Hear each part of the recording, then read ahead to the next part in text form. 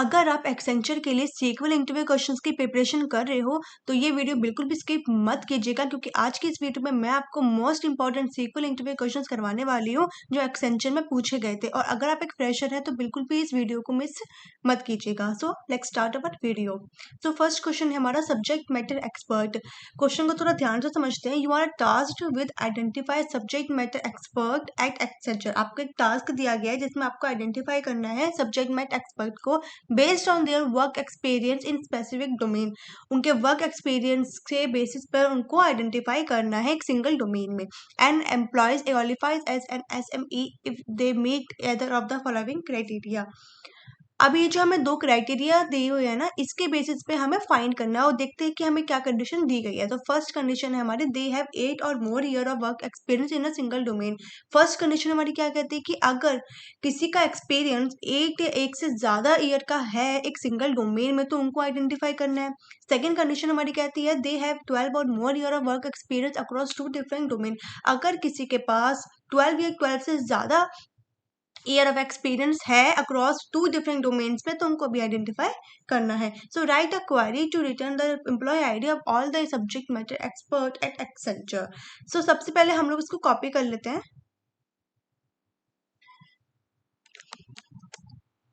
मैं अपने डेटा पे जाऊंगी। मैंने ऑलरेडी यहाँ पे डेटास बनाए हुए हैं जिसका लिंक मैं आपको डिस्क्रिप्शन में भी दे दूंगी, तो आप जाके वहाँ पे प्रैक्टिस कर सकते हो। तो सबसे पहले हम लोग अपना डेटा देखते हैं। मेरा डेटा है एम्प्लॉय एक्सपीरियंस के नाम से, तो मैंने इसको एग्जीक्यूट किया तो मेरे यहाँ पे डेटा आ चुका है। अब हम क्या करेंगे, अपनी क्वेरी को रन करेंगे। सबसे पहले अपनी क्वेरी को रन करते हैं। अपना ये वाला नेम जो है चेंज कर देते हैं। 1 सेकेंड, हमने इसको चेंज किया। अगर आप कॉपी पेस्ट करते हो ना तो ध्यान रखिएगा टेबल नेम का या फिर कॉलम्स नेम का, वरना वो एरर शो कर सकता है। जैसे मैंने यहाँ पे इसको किया तो यहाँ पे एरर शो होना बंद हो गए। तो अब सबसे पहले इसको क्या करते हैं, एग्जीक्यूट कर देते हैं।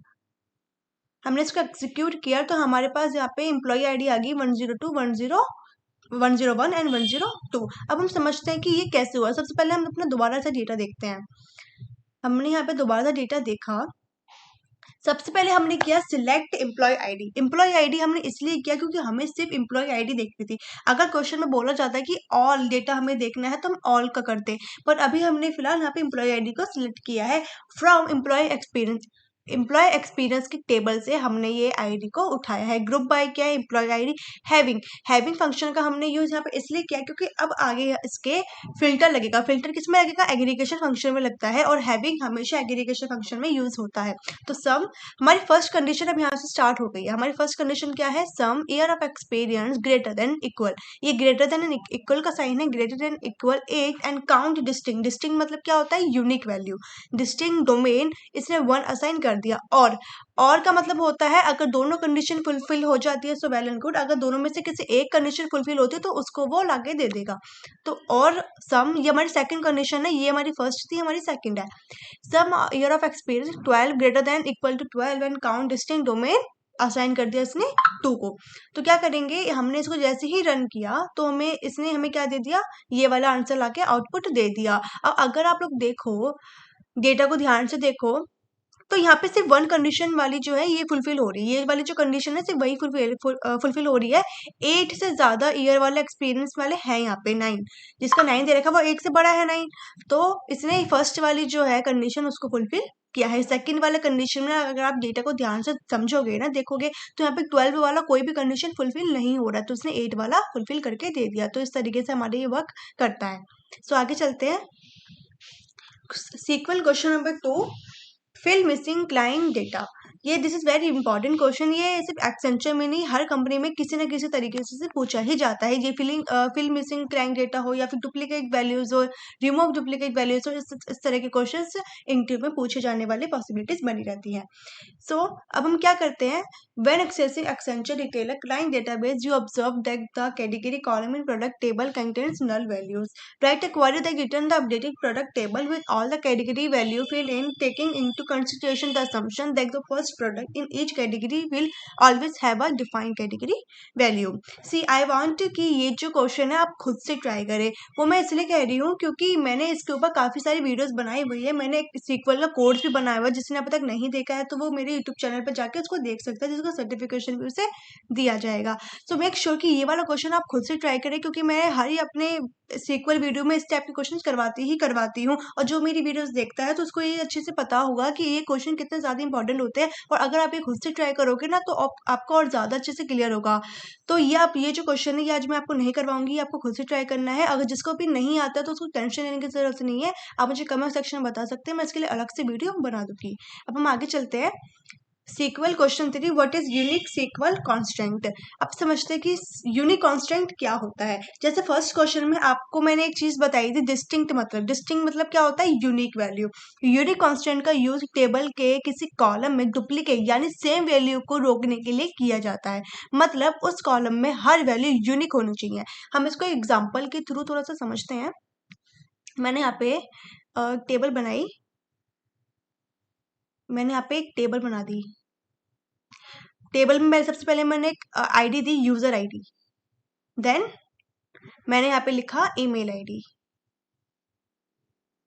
मैंने ईमेल आईडी यहाँ पे दे दी। यूजर आईडी मेरा 1 और 2 है, एंड ईमेल आईडी मेरी @a हो गया gmail.com, यहाँ पे b @gmail.com।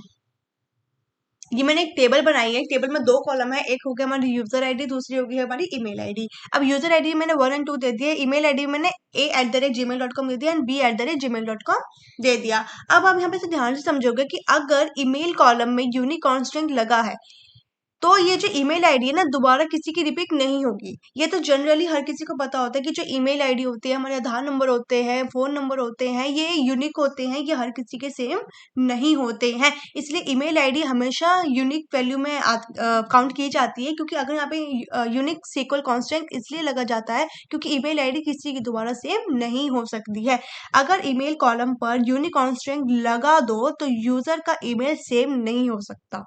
तो ये चीज आपको ध्यान से समझ ले रही है। आई होप आपको ये अच्छे से समझ में आ गया हो।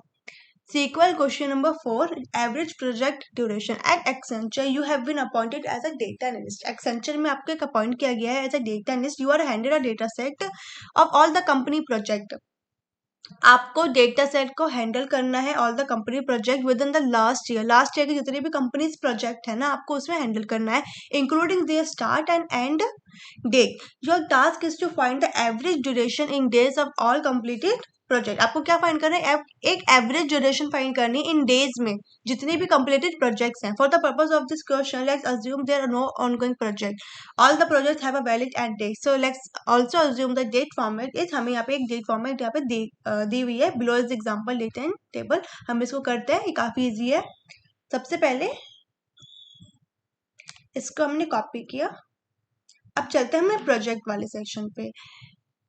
ये मेरी प्रोडक्ट की है डेटा, प्रोजेक्ट हमारा आ चुका है। इसको थोड़ा सा नाम चेंज कर देते हैं। हमने इसका नाम चेंज किया क्योंकि वो ऑलरेडी पहले से टेबल एक बनी हुई है। तो सबसे पहले हम अपने डेटा को देखते हैं। सिलेक्ट किया हमने, फ्रॉम कर दिया, फ्रॉम किया, प्रोजेक्ट्स पे हमने, ये रहा हमारा प्रोजेक्ट्स आ गया। सबसे पहले हम अपना डेटा को देखते हैं कि हमारा डेटा क्या कह रहा है।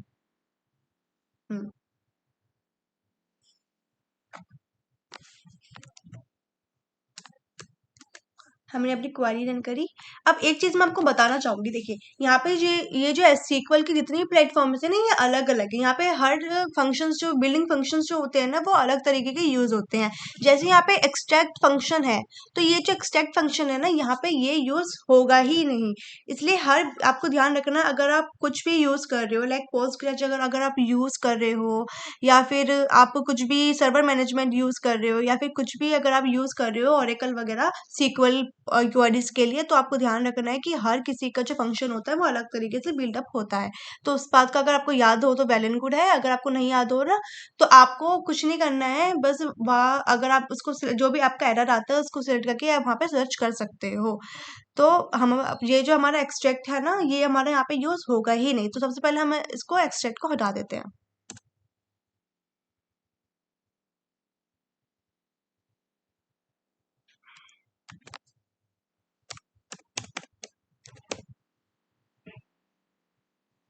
यहाँ पे जो फंक्शन यूज होगा वो होगा डेट डिफ करके एक फंक्शन है, वो यहाँ पे यूज होगा। डे आ गया हमारा, स्टार्ट डेट एंड डेट आ गया हमारा। ये थोड़ा सा हम इसको ना रिमूव करके दोबारा से करते हैं ताकि और इजी हो हमारे समझने के लिए। डे, देन हम लोग स्टार्ट करते हैं अपना average start day,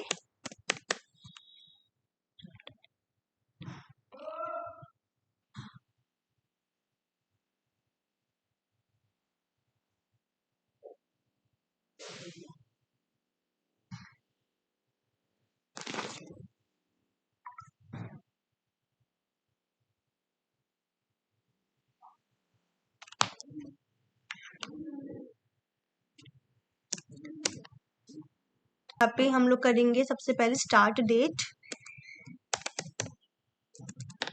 date end date,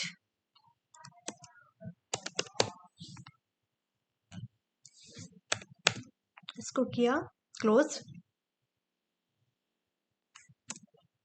S average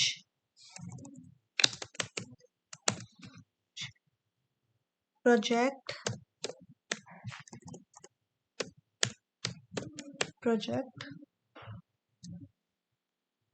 duration days,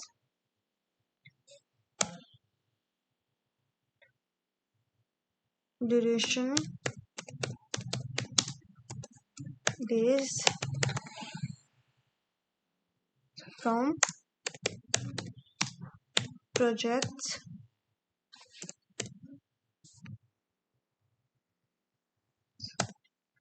इसको अब पहले हम लोग रन करते हैं। ये देखिए हमने क्या किया, सिलेक्ट एवरेज डेट डिफ यहाँ पे लगेगा एक्सटेट की जगह, याद रखिएगा। Average date diff day, start date end end date हमें देखना है as project duration days from project table. तो हमारा जो एवरेज प्रोजेक्ट ड्यूरेशन है वो 87 जो अप्रॉक्स है वो हमारा आ चुका है। सो हम अब आगे चलते हैं। आई होप आपको यहाँ तक अच्छे से समझ में आ गया हो। सो क्वेश्चन नंबर 5 है हमारा, how do relational and non relational database different. हमें relational and non relational database को डिफरेंट करना है। While both type of database are used to store data, obviously there's some key difference in how they store and organize the data. Relation database try to represent the wall into neat little tables with rows and columns. NoSQL database use a variety of data models to represent data, including document, key values, column and graph storage format. So अगर मैं आपको simple language में समझाऊं कि relational database की अभी फिलहाल हम बात करते हैं, हम अभी किसकी बात करेंगे, रिलेशनल डेटाबेस की हम बात करेंगे। Data and tables row and column में स्टोर होते हैं। रिलेशनल जो डेटाबेस होता है ना वो हमेशा रो एंड कॉलम में स्टोर होते हैं। टेबल्स जो होते हैं आपस में कनेक्टेड होते हैं, रिलेशन बिल्ड करते हैं। अब जैसे मैं आपको एक एग्जांपल दूं, मैं इसको पहले ना स्क्रीनशॉट ले लेती हूँ उसका।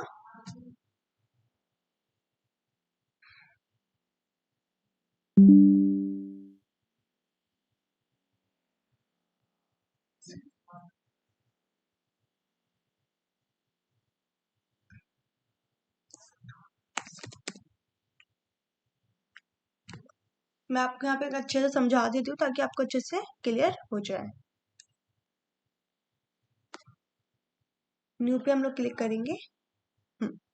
सी हमारा ये आ चुका है।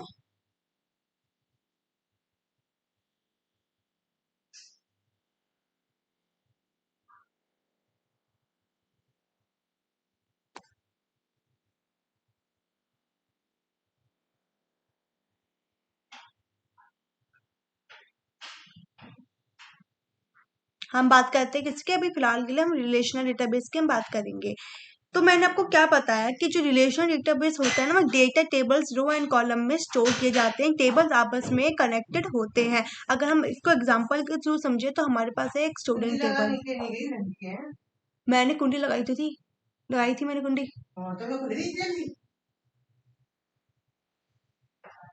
मेरी स्टूडेंट टेबल है, मैं यहाँ पे एक टेबल से क्रिएट कर देती हूँ। इसको रिमूव कर देते हैं।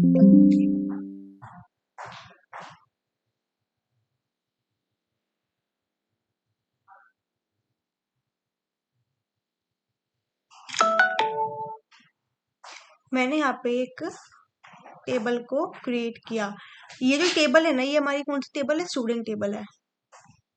मैंने यहाँ पे एक स्टूडेंट टेबल को क्रिएट किया जहाँ पे है हमारा आईडी, नेम एंड क्लास। वही मैंने एक और टेबल क्रिएट करी मार्क्स के नेम से, जो कि है हमारी आईडी एंड मास्क। ये दोनों जो टेबल है ना, वो एक आईडी के थ्रू कनेक्टेड है।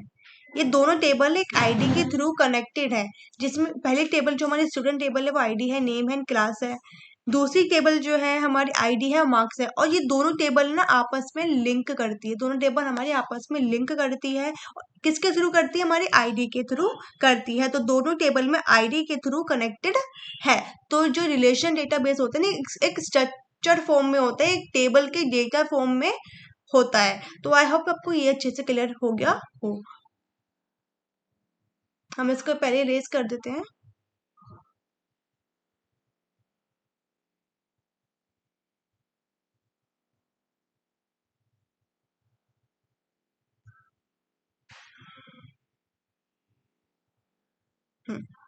अब फिर से अपने पेन पे चलते हैं।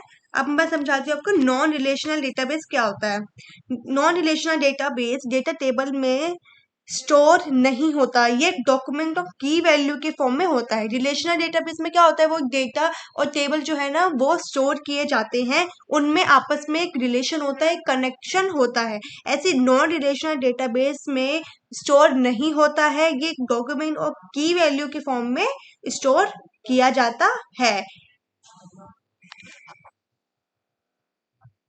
आई होप आपको ये अच्छे से समझ में आ गया हो। Relational and non relational database में डिफरेंस आपको अच्छे से समझ में आ गया हो कि रिलेशन डेटाबेस जो होता है वो data table row and column में स्टोर किया जाता है, टेबल्स आपस में कनेक्टेड होते हैं। वही non relational database data table में connected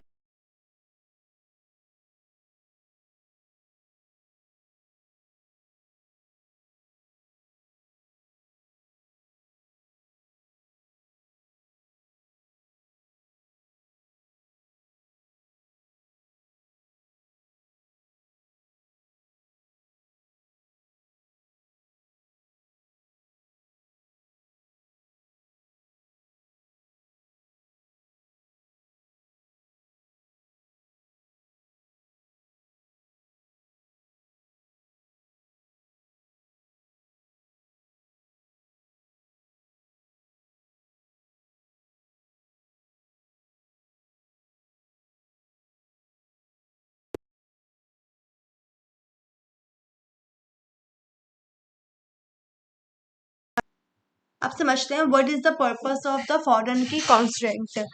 A foreign key is a column or set of a column in a table that represents the primary key of another table. It is used to link the two tables together and to ensure that the data in the foreign key column is valid.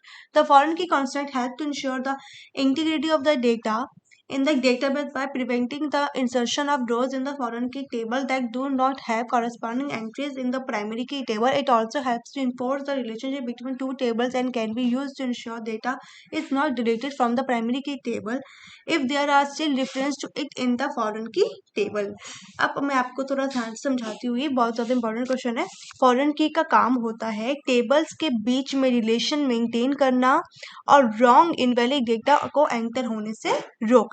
ये column होता है जो दूसरे table के primary की से link होता है। अब मैं आपको इसको एक एग्जांपल के थ्रू समझाऊं कि मैं आपको यहीं पे ड्रॉ कर देती हूँ।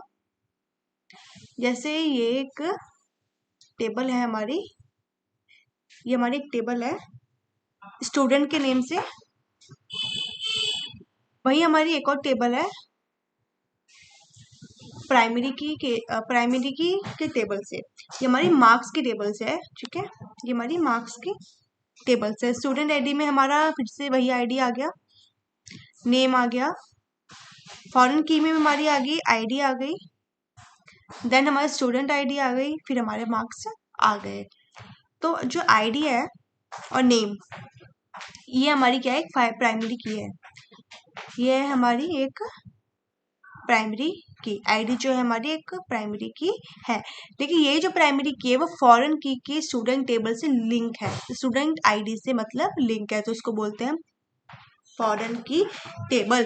तो फॉरेन की का काम होता है टेबल के बीच में रिलेशन मेंटेन करना और रॉन्ग इनवैलिड डेटा एंटर से रोकना।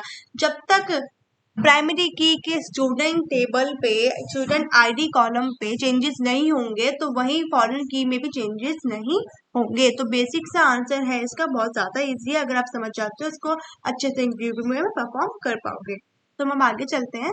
Average project cost per year as part of the Accenture global professional service company you are required to keep track of various project carried out throughout the year the respective course write a sequel to find of average project cost। ये जो question है ना, ये जो मैंने आपको करवाया था एवरेज वाला क्वेश्चन ऊपर, ये वाला, ये इसके बेसिस पर है, ये इसके बेसिस पे है और ये काफी ज्यादा इजी क्वेश्चन है। तो मेक श्योर ये क्वेश्चन आप खुद से ट्राई करें। जितने भी मैंने आपको क्वेश्चन बोले कि जो आपको खुद से ट्राई करने हैं ना, प्लीज आप खुद से ही कीजिएगा। और जिसको नहीं आता है वो मुझे कमेंट सेक्शन में बता सकता है, मैं उसका पर्सनली आंसर भी दूंगी और प्लस इसका एक अलग से वीडियो भी बनाऊंगी। तो सिर्फ आज के लिए इतने ही, और आगे आपको किस कंपनी के इंटरव्यू क्वेश्चन चाहिए तो वो मुझे कमेंट सेक्शन में बता सकते हैं, मैं लेकर जरूर आऊंगी। एंड आपको मेरी वीडियो जरा सी भी हेल्पफुल लगती है तो please like share and subscribe जरूर कीजिएगा। Thank you.